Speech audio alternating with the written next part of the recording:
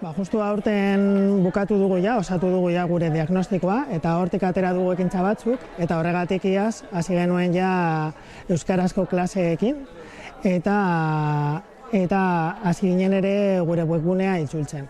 Eta aurten gure asmoa dauzkagu eta beste pausu batzuk ere eman behar dugu, eta han daude adibidez paisaia linguistikoa aldatzea, asmoa daukagu komunikazio guztia egitea euskaraz, eta ere asmoa daukagu bultzada bat emateko eta lagun arteko elkarrizketak ere egitea euskaraz.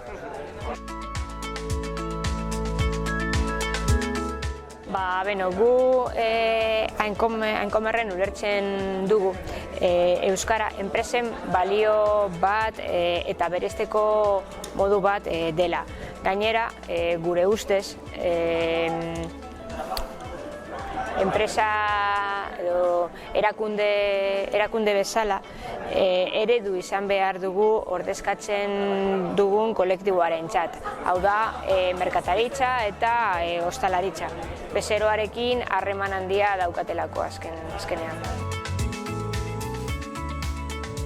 Pezkanaka, gu Ainkomerren euskararen erabilera handitu nahi dugu.